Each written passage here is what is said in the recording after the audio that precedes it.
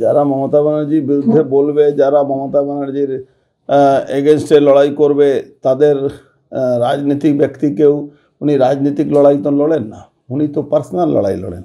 উনি রাজা আছেন নিজের গদি বাঁচাবার জন্যে, যে উনার বিরুদ্ধে কথা বলবে তাকে উনি গলা কেটে দেবেন বা তাকে জেলে ঢুকিয়ে দেবেন, তাকে হেনস্থা করবেন। পঙ্কজবাবু মতন লোককে, যে একজন এক্স আইপিএসকে কীভাবে হেনস্থা করে তাকে ব্রেন স্ট্রোক করে মারা গেল, বয়স হয়ে গেছিল, এই চাপ বরদাস্ত করতে পারেনি। কিন্তু মমতা ব্যানার্জি জানেন আমাদের না ব্রেন স্ট্রোক হবে না হার্ট অ্যাটাক হবে, আমরা ওনাকে বাংলা থেকে সরাবো, তারপরেই আমরা মরবো। দেখুন, পুরো জায়গাটা ক্রিমিনালদের হাতে চলে গেছে। ব্যারাকপুর শুধু নয়, সারা বাংলা। আপনি ব্যারাকপুরে পুলিশের ভূমিকাটা কি দেখেন? এখানে জুয়া, এখানে ড্রাগ বিক্রি করা, এখানে ফিশিং করা, এখানে কল সেন্টার চালানো, এখানে সব কিছু চলছে। আর কার তত্ত্বাবধানে চলছে? এখানকার পুলিশ কমিশনারের তত্ত্বাবধানে চলছে।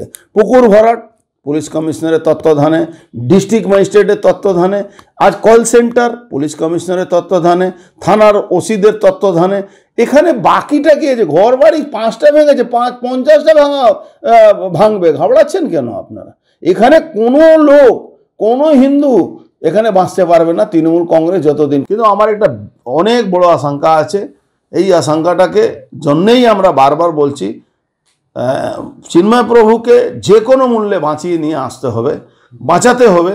তার জন্য দরকার হলে এই বাংলাদেশে বিনাশ করে দিতে হবে। বাংলাদেশে এই জেহাদিসদের বিনাশ করা দরকার আছে। বাংলাদেশের জামাতেরদের, কুণাল ঘোষ একটা অপায়া, কুণাল ঘোষ শকুনি মামা, যে দলে থাকবে সেই দলটাকে শেষ করবে।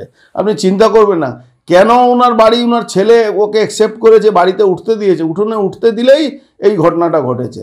তো এই অপায়া মানে একটা এমন লোক যে একটা পুরো পশ্চিমবাংলা শেষ করে দিচ্ছে, যে লোকটা স্পোক্স পারসন হচ্ছে। এখন তো অভিষেক ব্যানার্জি লাথি মারছে।